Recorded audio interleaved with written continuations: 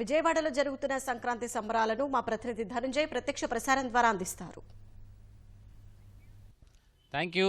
సంక్రాంతి సంబరాలతో తెలుగు లోగిళ్ళన్నీ కూడా అంబరాన్ని అంటే మొత్తం పండుగ సందడి అంతా కూడా పల్లె ప్రాంతాల్లో కనిపిస్తుంది. పట్టణ ప్రాంతాలు విజయవాడ, విశాఖ లాంటి నగరాలన్నీ కూడా బోసిపోయాయి. కానీ పల్లె ప్రాంతాల్లో మాత్రం పండుగ కళ శోభను సంతరించుకుందని చెప్పాలి. మొత్తం ఎక్కడ చూసినా కూడా తెలుగు లోగిళ్ళు అందమైనటువంటి రంగవల్లులతో మురిసిపోయాయి. మొత్తం సింగారించుకున్నాయి. ప్రస్తుతం బొమ్మల కొలువులతో కూడా అవి సింగారించుకోబోతున్నాయి. మొత్తం ప్రతి తెలుగు వాకిలి కూడా బంధువులు, కొత్త అల్లుళ్ళతోటి మొత్తం శోభను సంతరించుకున్నాయని చెప్పాలి. అలాగే హరిదాసు కీర్తనలు, ఇతర సంప్రదాయాలతోటి మొత్తం పూర్తిగా పండుగ కళనైతే, పండుగ శోభనైతే తెచ్చుకుంది ఆంధ్రప్రదేశ్, తెలంగాణ రాష్ట్రాల్లో, రెండు తెలుగు రాష్ట్రాల్లో కూడా. అయితే ప్రస్తుతం చూస్తే కనుక ఈ తెలుగు సంప్రదాయాలను మేళవించేలాగా విభిన్న సంప్రదాయాలతోటి తెలుగు రాష్ట్రాలన్నీ కూడా ప్రతి తెలుగు లోగిలి కూడా అందంగా ముస్తాబైంది. పిండి వంటలతో గుమగుమలాడుతున్నాయని చెప్పాలి. మొత్తం చూస్తే కనుక ప్రస్తుతం పట్టణ ప్రాంతాలన్నీ కూడా పూర్తిగా నిశ్శబ్దంగా మారిపోయాయి. కానీ పల్లె ప్రాంతాల్లో మాత్రం పూర్తిగా ఈ పండుగ కళ శోభను సంతరించుకుంది. సంప్రదాయ క్రీడలైనటువంటి కోడి పందాలు, ఎడ్ల పందాలతోటి పూర్తిగా పండుగ ప్రాంతాల్లో, పల్లె ప్రాంతాల్లో పండుగ శోభ అయితే సంతరించుకుంది చెప్పాలి. మొత్తం గడిచిన 2 రోజుల నుంచి కూడా ఈ కోడి పందాల బరులతోటి పూర్తిగా జూద క్రీడలతోటి పూర్తిగా ఈ కళలన్నీ కూడా సంతరించుకుందని చెప్పాలి. మొత్తం ప్రస్తుతం విజయవాడ పరిసర ప్రాంతాలు, విజయవాడ గ్రామీణ ప్రాంతాలన్నీ చోట్ల కూడా ఈ కోడి పందాలతోటి పెద్ద ఎత్తున బరులు ఏర్పాటు చేశారు. జూదరాయుళ్ళు పెద్ద ఎత్తున ఈ పందాలు కాస్తున్నటువంటి పరిస్థితి. పందెం కోళ్ళన్నిటికీ కూడా పూర్తిగా దాదాపుగా వేలు లక్షల రూపాయల్లో, కోళ్ల కంటే కూడా కోట్లు ఎగిరిపోయాయని చెప్పాలి. పెద్ద ఎత్తున ఈ పందాలు కాస్తూ తమ కోట్ల రూపాయల్లో సంపాదిస్తున్నారు, అలాగే కోల్పోతున్నటువంటి పరిస్థితి.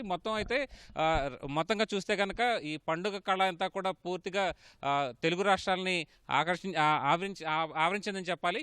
అయితే ప్రతి పల్లె కూడా ప్రస్తుతం పట్టణ ప్రాంతాలన్నీ కూడా బోసిపోయినప్పటికీ ఈ పండుగ కళంతో కూడా పల్లె ప్రాంతాల్లోకి వెల్లివిరిసింది.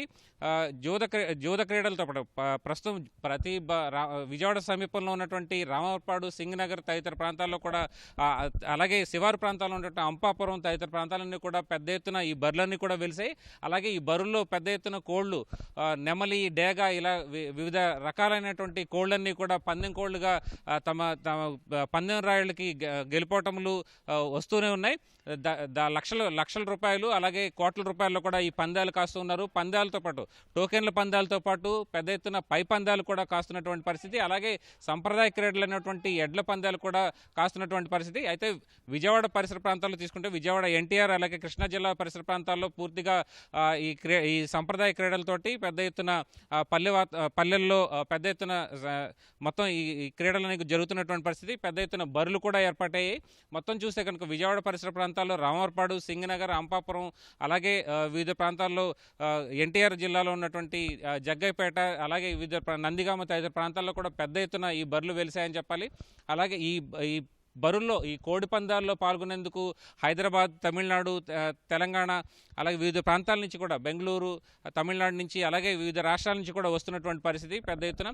ఇప్పటికే ఈ బంధువులతో కళకళలాడుతున్నటువంటి ప్రాంతాలన్నీ కూడా ఈ శోభని, సంప్రదాయ క్రీడలైనటువంటి కోడి పందాల బరుల్ని, అలాగే ఎడ్ల పందాలని వీక్షించేందుకు వెళ్తున్నటువంటి పరిస్థితి. పూర్తిగా గ్రామీణ ప్రాంతాల్లో అయితే పూర్తిగా పండుగ శోభతోటి కళకళలాడుతున్నాయని చెప్పాలి. పూర్తిగా సంతోషాలు వెల్లివిరుస్తున్నాయని చెప్పాలి. మొత్తం ఇవాళ ఉదయం నుంచి కూడా సంక్రాంతి పండగ వేళ పూర్తిగా రంగవల్లులతోటి ఇళ్ళన్నీ కూడా అలంకరించుకున్నాయి, ఇళ్ళన్నీ కూడా సింగారించుకున్నాయని చెప్పాలి. అలాగే తదుపరి ప్రతి ఇంట కూడా బొమ్మల కొలువులతో కూడా మరింత ముస్తాబవుతున్నటువంటి పరిస్థితి. ప్రత్యేక పూజలతో పాటు పశువులకు గంగిరెద్దుల వేషధారణలు, ఇవన్నీ కూడా ఒక రకంగా గ్రామీణ పల్లె సంస్కృతిని పూర్తిగా ఈ ప్రాంతాలన్నీ కూడా వెలువరుస్తున్నటువంటి పరిస్థితి. కెమెరా పర్సన్ కలిసి Dhananjay, ETV news, Vijayawada, water studio.